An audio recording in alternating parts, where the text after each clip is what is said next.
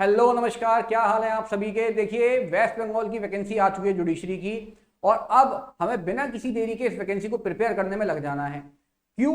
Reason being कि भाई जो 3 साल का एक्सपीरियंस क्राइटेरिया था वो इस वैकेंसी में मांगा नहीं गया है, पुरानी वैकेंसी है। तो ये आपके पास सुनहरा मौका है इसके लिए प्रिपेयर करने का, क्योंकि सिलेबस भी बहुत प्यारा सा है यहाँ पर। ठीक है, तो बिना किसी देरी के हम लोग तैयारी स्टार्ट करने जा रहे हैं। बैचेस हमारे लॉन्च हो चुके हैं, 20% डिस्काउंट चल रहा है। एनरोल करना चाहे कर सकते हैं। आज हम प्रैक्टिस करने वाले हैं टॉर्ट के कुछ मोस्ट इंपॉर्टेंट एमसीक्यू। क्लियर? तो स्टार्ट करते हैं आज का सेशन फटाफट।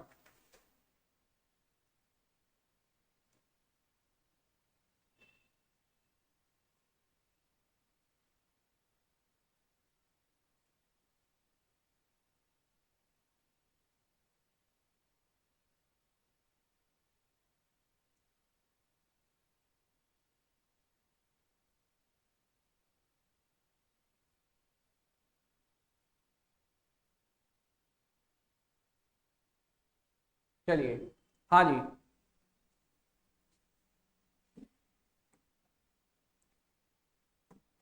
देखिए, आज का हमारा फर्स्ट क्वेश्चन है रिगार्डिंग टॉर्ट्स कि the duty under the law of tort is टवार्ड।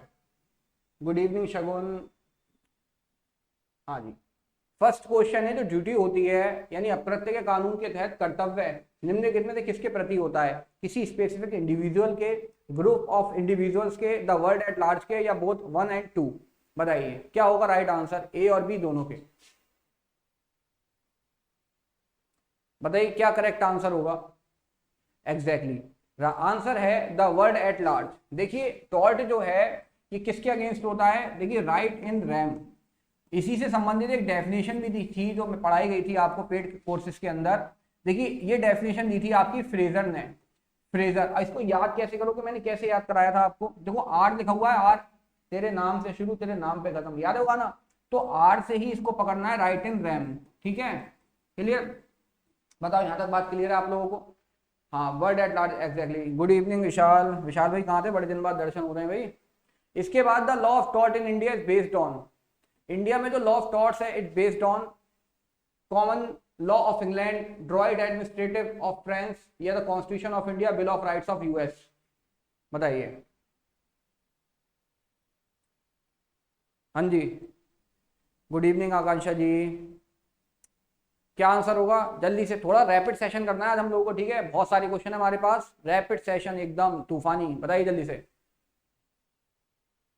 चलिए। एग्जैक्टली चलो इसके आंसर को तो बाद में डिस्कशन करेंगे और। ठीक है, ये सब बताइए। बिल्कुल राइट आंसर इसका आपका ए, कॉमन लॉ ऑफ इंग्लैंड। इसके बाद नेक्स्ट क्वेश्चन है, the word tort is derive from. किस वर्ड से लिया गया है? टॉर्टम वर्ड है, लेकिन लिया कहां से? इंग्लिश वर्ड है ये। टॉर्टम फ्रेंच है, लैटिन है, ग्रीक वर्ड है, कौन सा वर्ड है? जल्दी बताइए। ये क्वेश्चन आ चुका, कई बार आ चुका है पेपरों के अंदर। होता सिंपल था लेकिन बच्चे थोड़ा सा निग्लेक्ट कर देते हैं और बस फंस जाते हैं इसके चक्कर में। जल्दी बताइए।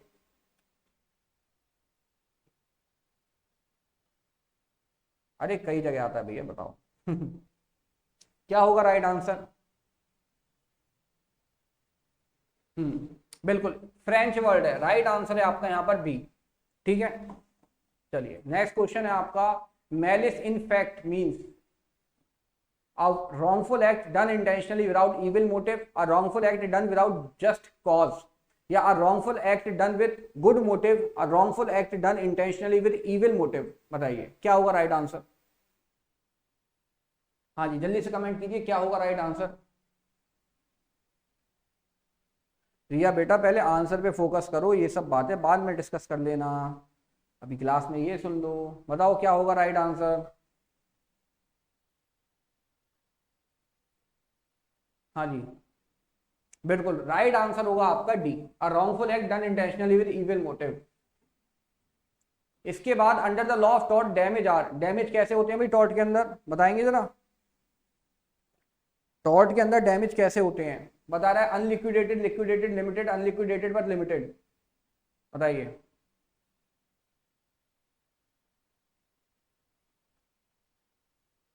देखिए राइट आंसर है आपका क्या भाई साहब, ए, अनलिक्विडेटेड।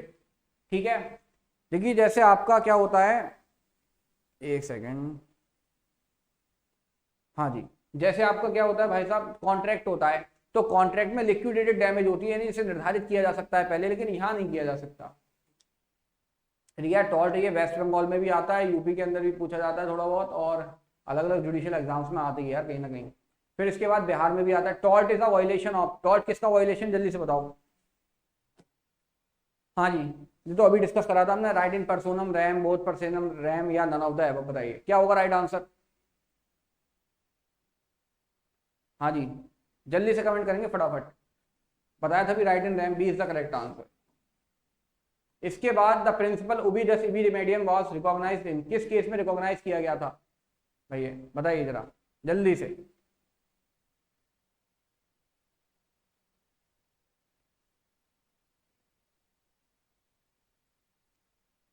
हाँ, where there is a right there is a remedy, है ना। क्या है राइट आंसर, बिल्कुल C is the correct answer, Ashby versus White का केस है, ठीक है। इसके बाद to constitute a tort, tort constitute होने के लिए क्या चाहिए, सम एक्ट या omission on part of defendant, the act और omission should result in violating of legal right vested in the plaintiff. बताइए क्या होगा राइट आंसर एट्थ का, बोथ ए एंड बी या ईदर ऑफ टू। बिल्कुल correct answer है इसका सी, आपका दोनों ही चाहिए।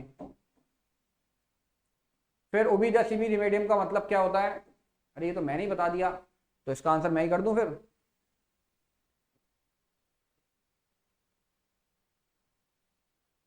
क्या होगा राइट आंसर, जल्दी से बताइए।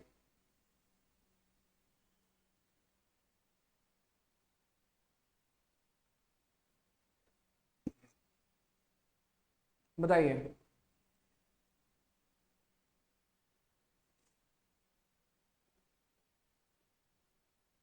सोच लो एक बार और जल्दी से बताओ।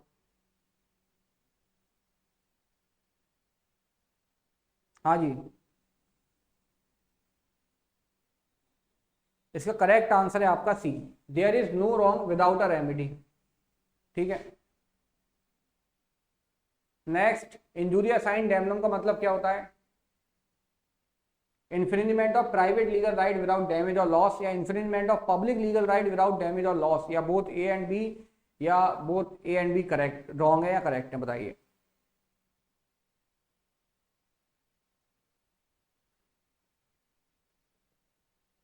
हाँ जी, इंजुरी असाइन डैमनम का मतलब क्या होता है, देखो मैंने आपको ट्रिक से याद कराया था। देखो आई के साथ याद रखना है आपको क्या, एल, और डी के साथ याद रखना है एम। देखो आई का मतलब होता है इंजरी, और इंजरी का मतलब होता है किस चीज की, एल फॉर लीगल राइट की इंजरी। देखो टॉर्ट में कुछ क्लेम करने के लिए लीगल राइट का वायलेट होना बहुत जरूरी है। जबकि डी का मतलब होता है यहाँ पे डैमेज, आपने पढ़ा होगा डैमेज का एम से मतलब होता है मनी, यानी अगर आपका मनी पैसे का नुकसान हुआ है, मॉनिटरी नुकसान हुआ है तो डेट इज कॉल्ड डैमेज। अगर आपका लीगल राइट वायलेट हुआ है तो डेट इज कॉल्ड आपका इंजरी।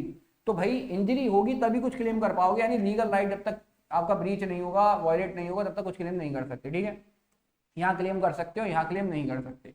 तो ये बता रहा है इंजरी तो हुई है, यानी लीगल राइट वायलेट हुआ है, लेकिन बिना डैमेज के। जैसे आपको वोट नहीं देने दिया गया, लेकिन जिसको वोट देने जा रहे थे वो स्टिल आपका जीत गया, ठीक है, विन हो गया।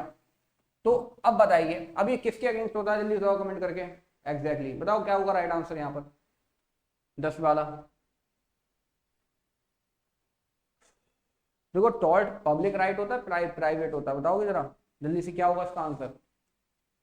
हम्म, क्या राइट आंसर है इसका, राइट आंसर है आपका ए, क्लियर। चलिए इसके बाद who among the following holds that there is no law of tort but there is law of torts. Law of torts किसने बताया, किसकी थ्योरी है लॉ ऑफ टॉर्ट्स की, Winfield, Salmond, both Salmond, Winfield, neither. देखो याद करने का बहुत सिंपल सा तरीका ये है, देखो यहाँ लिखा है टॉर्ट्स, क्या लिखा है टॉर्ट्स, और सामंड को जब भी मैं आपको टॉर्ट पढ़ाऊंगा कभी भी इस जीवन काल में, तो सामंड को हमेशा मैं आलमंड पढ़ाता हूँ। आलमंड मतलब भाई था वही तुम्हारा कच्चा बादाम, ठीक है, बादाम। अब बेटा एक बादाम खाने से तो गला नहीं रही, ज्यादा खाने पड़ेंगे, तो यानी कि देखो प्लूरल हो गया, ठीक है। या किसी ने मुझे एक तरीका और बताया था अभी रिसेंट में क्लास में कि सर ये सामंड है ना, टॉर्ट के आगे एस लगा हुआ है तो इसे ऐसी सामंड यहाँ कर दो कंटिन्यू, ठीक है। और विनफील्ड देखो यहाँ एक शब्द आ रहा है विन, विनर कौन होता है, एक ही होता है, तो ठीक है विन से विनफील्ड, यानी कि केवल टॉर्ट की बात करते हैं, टॉर्ट की थ्योरी, ठीक है। तो बताओ जल्दी से किसने दी है, तो सीधी सी बात है टॉर्ट्स है ना, तो Salmond is the correct answer, clear, बहुत बढ़िया। इसके बाद विच one of the following is not a objective of law of tort. Law of tort का क्या ऑब्जेक्टिव नहीं है? Deterrence, imposition of moral blame, compensation, corrective justice. बताइए क्या ऑब्जेक्ट नहीं है लॉ ऑफ टॉर्ट्स का? हाँ जी,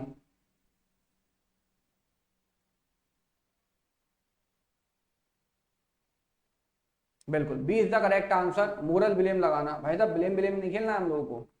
बता रहा है मैलिस इन लॉ का मतलब क्या होता है, बताइए।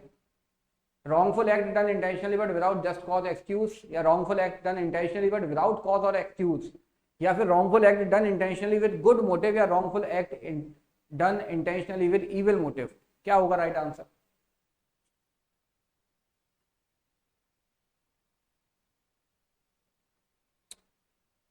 तो इसका करेक्ट आंसर होगा आपका ए, wrongful act done intentionally but without just cause and excuse, that is called malice in law।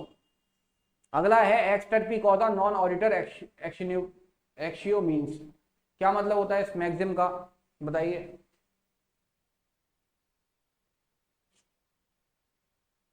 जल्दी से बताइए क्या आंसर होगा। जैसे मान के चलो एक ये गार्डन है, यहाँ पे एक हाउस है ये, और यहाँ पे किसी व्यक्ति ने, जैसे वो आजकल ड्रोन वाली कहानियां चल रही हैं, तो बीच में फेंसिंग, पता चला बिजली के तार, वो तार बिछा रखे थे यहाँ पे करंट वाले कि कोई आए ना। एक चोर घुसा अंदर और पता चला करंट लग गया और उसके बाल खड़े हो गए ऐसे करके। सही है। अब ये गया कोर्ट, कह रहा देखो जज साहब मेरे साथ क्या हुआ है। बोला अरे बेटे कैसे हो गया ये? बोला भाई साहब मैं चोरी करने गया था, वो चोरी नहीं, मैं गया था घर में फेंसिंग थी और भाई साहब मेरे ऐसे ही हाल हो गए। तो इनने बुलाया डिफेंडेंट को, यानी इसके ओनर को। इस तो डिफेंडेंट ने पूछा भाई एक बात बता तू कर क्या रहा था वैसे अंदर, ये तो बता दे। पर कोर्ट को तो बोला भाई साहब चोरी करने गया था। तो यानी जब प्लेंटिफ ही रॉन्ग डूअर है तो क्या होगा, ठीक है। कह रहा है from immoral cause no cause of action arise, है ना। B is the correct answer, ठीक है। समझ में आ गया। चलो देखो बाल कैसे बेचारे खड़े हो गए, करंट वरंट से दूर रहना भैया, सही है। आग बिजली पानी खेलना मत। In unliquidated damage the damage is, unliquidated damage में क्या क्या डैमेज कैसी होती है? पूर्व निर्धारित, predetermined, fixed by parties beforehand, या not predetermined, not no legal action involve. बताइए क्या राइट आंसर होगा इसका? बेस्ट आंसर क्या है? बिल्कुल C is the correct answer, not predetermined. अगर प्री डिटरमाइंड है तो लिक्विडेटेड होगी, ठीक है। इसके बाद the propounder of pigeon hole theory, pigeon hole theory किसने दी है? पिजन होल थ्योरी किसने दी है? ये तो बच्चे बच्चे को पता है, बताइए जल्दी से। लेकिन उस बच्चे को नहीं पता है जिसने टॉर्ट नहीं पढ़ा है, बताओ क्या होगा? बिल्कुल Salmond A is the correct answer. फिर to succeed in action for the tort of negligence what is required to be prove, क्या प्रूव करना आवश्यक है? डैमेज सस्टेन हुई हो, डैमेज हुई हो, ब्रीच ऑफ ड्यूटी किसी के ऊपर हो, उसने ब्रीच करा ड्यूटी का, या ओन टू प्लेंटिफ, या नन ऑफ द एबव। बताइए क्या यहाँ पे रिक्वायर्ड है प्रूफ करना? हाँ जी, क्या है बेस्ट आंसर यहाँ पर? जल्दी से बताएंगे। बिल्कुल बेस्ट आंसर है आपका यहाँ पर C, breach of duty owned to plaintiff. इसके बाद the principle of ubi jus ibi remedium was recognize, किस केस में रिकॉग्नाइज हुआ है? आई थिंक ये रिपीट हो गया शायद, है ना। हाँ रिपीट हो गया, अभी तो इसको हमने करा था। Ashley versus white is the correct answer. A tort is breach of duty which is imposed by the party, imposed by the law, या penal law, या society। क्या होगा राइट आंसर? बताइए जल्दी से। Exactly B is the correct answer, imposed by the law। Next, which one of the following case explains the maxim injuria sine damnum। किस case, कौन से केस से डील करती है भैया, ये बताओगे जरा। 20 वाला क्वेश्चन की मैक्सिम इंजूरिया साइन डैमनम।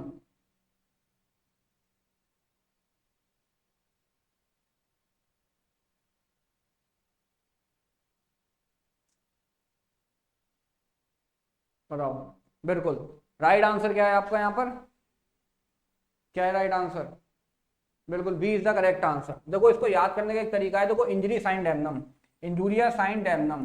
देखो आई है, सबसे पहले तो ए आई बना दो। ए आई होता है ए आई आर्टिफिशियल इंटेलिजेंस। तो यहां से ए से कहानी पकड़ो, ए बी और फिर A T, A B A T, ये लिखना है इतना सा। ए से हो गया एशी वर्सेस वाइट का केस, बी से हो गया भीम सिंह का केस, ये वाला।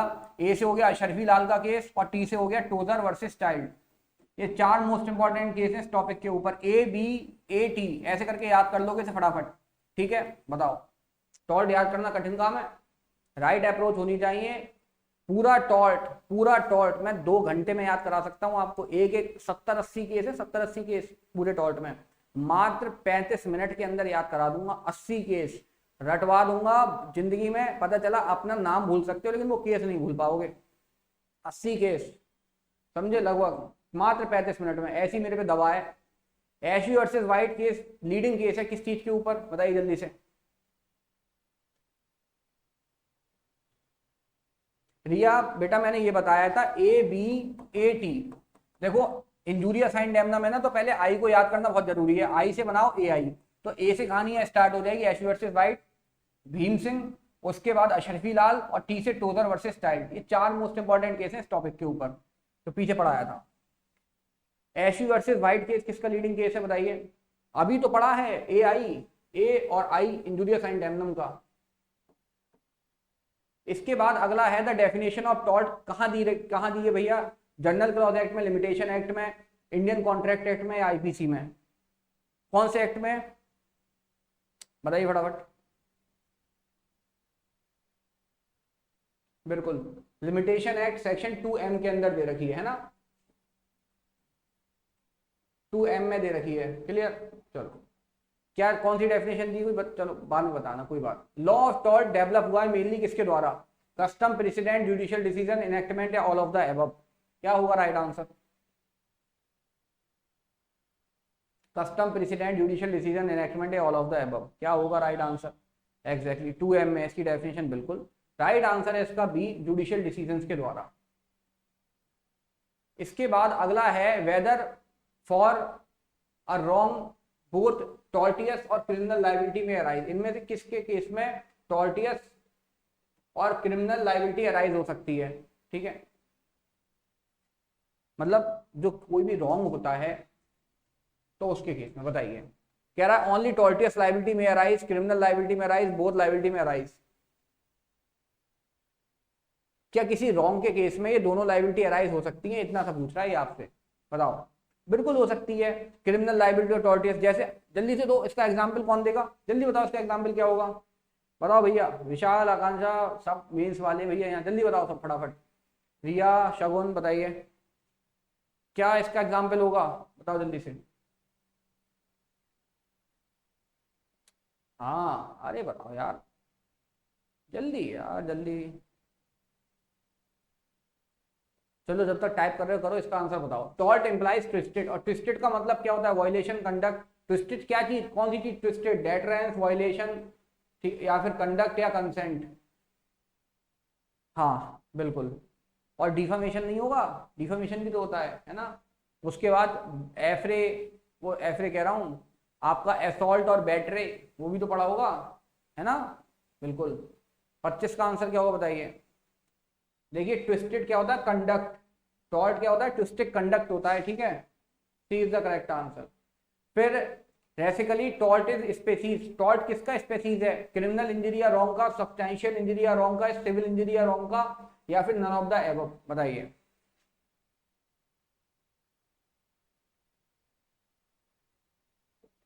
बिल्कुल राइट आंसर है आपका सी, सिविल इंजरी या रॉन्ग का।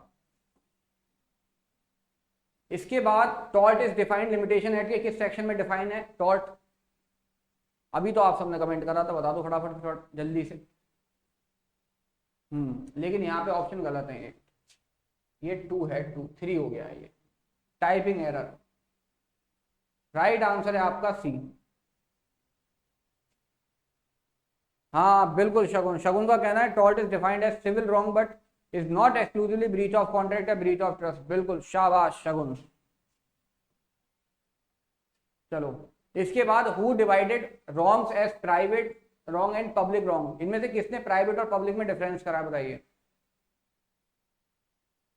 ये पेपर में आ जाता है क्वेश्चन, शाबाश।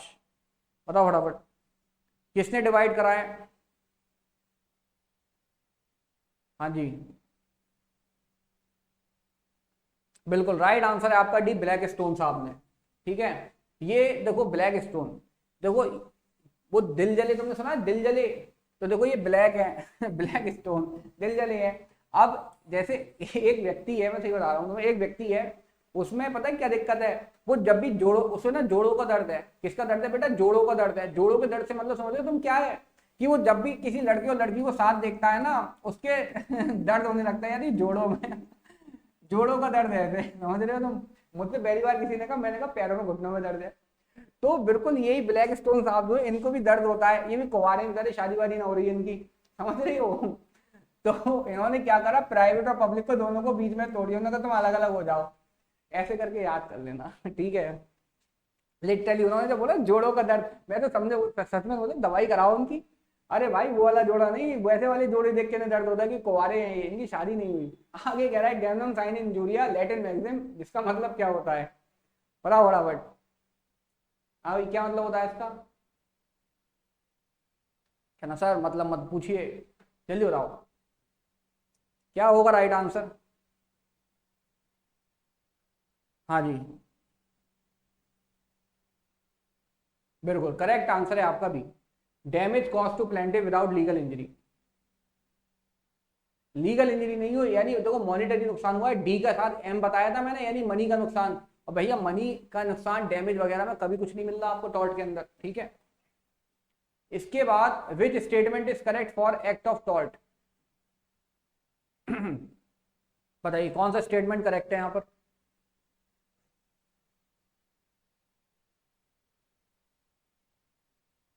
हाँ जी भैया देखो सिविल रॉन्ग बता रहे हैं, ऑल सिविल रॉन्ग जो होते हैं वो टॉर्ट नहीं होते, ये बात भी सही है, जैसे कॉन्ट्रैक्ट वगैरह हो गया। It gives right in RAM, ये भी बात सही है, तो D is the correct answer, सभी स्टेटमेंट सही है आपके, है ना।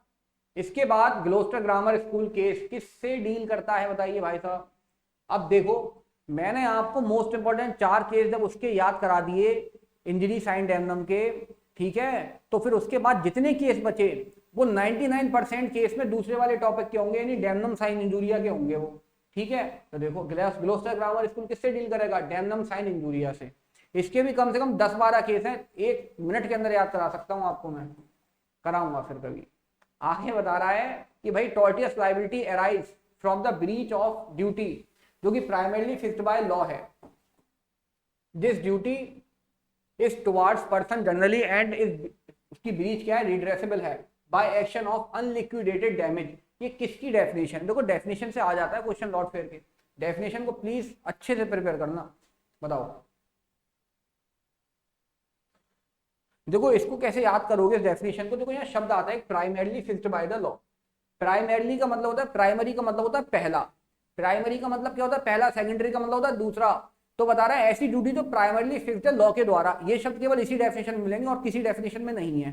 तो आपको इस प्राइमरी को पकड़ लेना है। अब मैंने आपको बताया जो विनफील्ड है, इसके नाम में विन आ रहा है, विन का मतलब क्या होता है? एक की जीत होती है, एक ही आदमी जीतेगा, नहीं जीतेगा फर्स्ट आएगा। तो विन का मतलब क्या हो गया? Primary duty.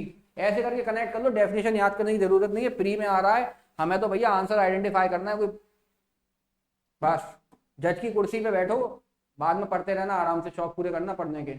Tort is a special branch of law जो और क्या है? ओरिजिनेट है किसमें? अमेरिका में, फ्रांस में, इंडिया में, इंग्लैंड में। बताओ जल्दी से, जल्दी बताओ भाई साहब क्या है राइट आंसर। ये तो डिस्कस कर चुके हैं हम थोड़ा सा, है ना, कॉमन लॉ वाला। जल्दी बताओ। D is the correct answer, England. इसके बाद Vidyawati versus state of Rajasthan case किससे डील करता है? टॉर्टियस लायबिलिटी और कॉर्पोरेशन, कंपनी, स्टेट, या नन ऑफ द अबव? बताइए।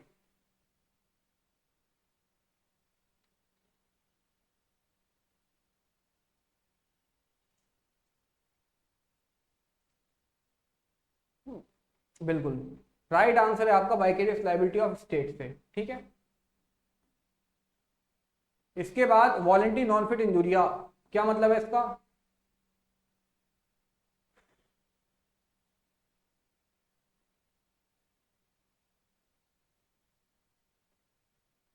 बिल्कुल, क्या आंसर है फटाफट बताइए।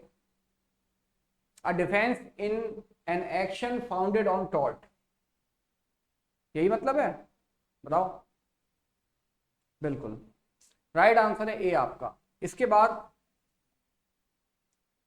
Which of the following is not a general defence in tort, इनमें से कौन सा टॉर्ट का जनरल डिफेंस नहीं है? नेसेसिटी, प्राइवेट डिफेंस, कंसेंट है, इकोनॉमिक इनस्टेबिलिटी, बताइए।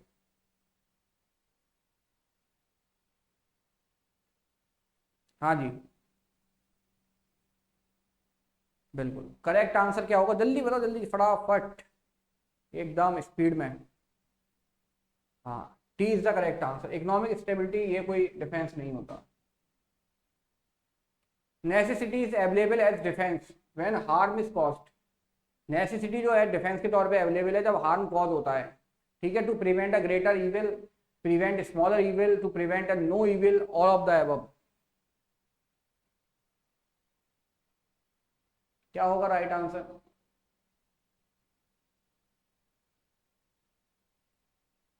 बिल्कुल राइट आंसर है आपका ए। इसके बाद the liability of joint tort feasor is only joint, joint and several, only several, या फिर नीदर जॉइंट और नॉट सेवरल। क्या होगा right answer?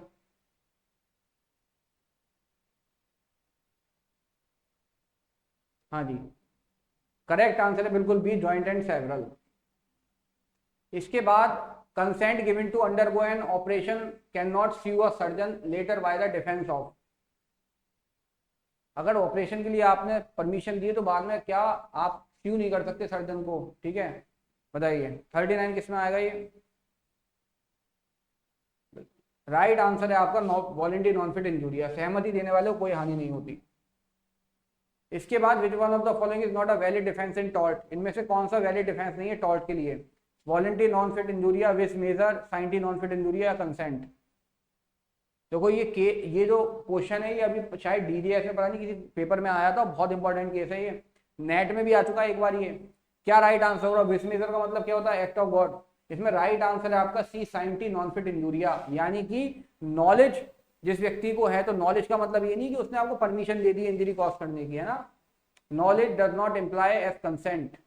Rescue cases from exception of the application, इसमें कौन सा डॉक्ट्रिन अप्लाई होगा आपका रेस्क्यू केसेस के अंदर? बताइए क्या है राइट आंसर?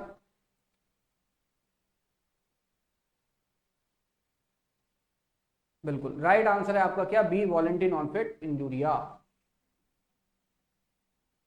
इसके बाद which out of following can not be sued as defence in action for tort. निम्नलिखित में से किसका उपयोग अपकृत्य के लिए कार्रवाई में बचाव के रूप में नहीं किया जा सकता? बिल्कुल राइट आंसर है आपका क्या? बताओ जल्दी से, जल्दी बताओ। D, tax payer. इसके बाद एन इनएविटेबल एक्सीडेंट का मतलब क्या होता है, यानी अवश्यंभावी घटना का मतलब क्या होता है? ये हिंदी गलत है इसकी, अवश्यंभावी बोलते हैं या ये भी बोलते हैं लेकिन वो ज्यादा परफेक्ट वर्ड है। अवश्यंभावी घटना का मतलब क्या होता है?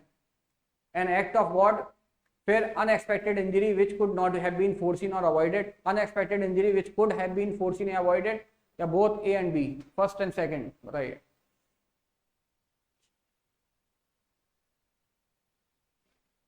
बिल्कुल राइट आंसर आपका क्या होगा यहाँ पर? B is the correct answer, बिल्कुल ठीक है।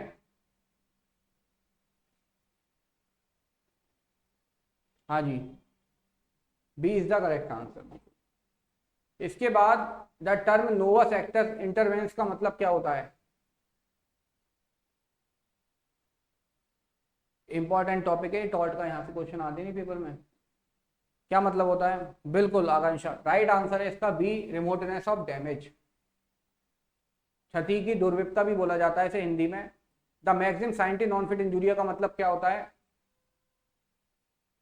साइंटी नॉन फिट इंजूरिया का मतलब क्या होता है?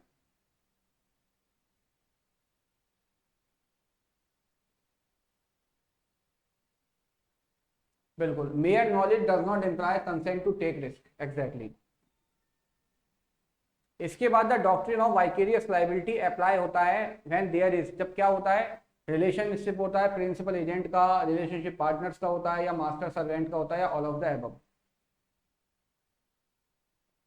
बिल्कुल एग्जैक्टली करेक्ट आंसर है आपका D, all of the above.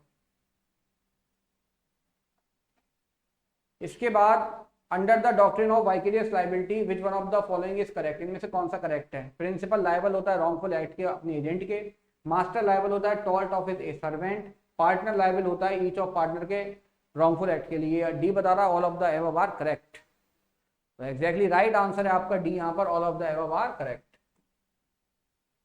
इसके बाद in case of vicarious liability the liability is joint, several, joint and several, या D none of the above?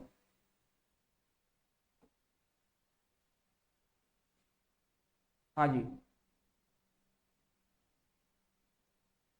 बिल्कुल राइट आंसर इसका आपका सी, जॉइंट एंड सेवरल। इसके बाद मास्टर लायबल होता है टॉल्ट के committed by servant during the course of employment, outside the course of employment, either out और इन कोर्स ऑफ एम्प्लॉयमेंट, या act is done for benefit of the master. बिल्कुल, तो right answer है आपका यहाँ पर A, during the course of his employment. फिर which one of the following famous case is related to an exception to application of doctrine of voluntary conflict injuria? बताइए क्या होगा राइट आंसर, जल्दी से बताइए। एक्सेप्शन कौन सा है? रेस्क्यू केसेस का, हाइनेस वर्सेस हार्वुड। इसमें क्या हुआ था भाई, वो एक घोड़ा खुला हुआ छोड़ दिया था, तो उसने एक बच्चे ने उसको पत्थर मारा, तो वो किसी महिला और बच्चे की तरफ दौड़ा, तो यहीं पे पुलिस वाला खड़ा था, उसने उसे बचाने के चक्कर में घोड़े ने इसमें 2-4 लात मार दी पुलिस वाले, उसको इंजरी हो गई। तो सामने वाले ने कहा भाई तुम बचाने गए क्यों? तुमने जब बचाने गए यानी तुमने कंसेंट दी, तो ये इसके एक्सेप्शन के तौर पे काम करता है। A is the correct answer, Haynes versus Harwood, ये है इसका राइट आंसर। ठीक है, अब बताइए कितने गलत हुए जल्दी से, क्योंकि जितने गलत हुए उतना आपने सीखा। देखो गलत क्वेश्चन का मतलब है कि आपने कुछ नया सीखा है, अब वो फ्यूचर में गलत नहीं होगा, फ्यूचर में गलत अब नहीं होगा फर्दर हो। जल्दी से बताओ, मजा आया सेशन में, नया सीखे कुछ? हाँ भाई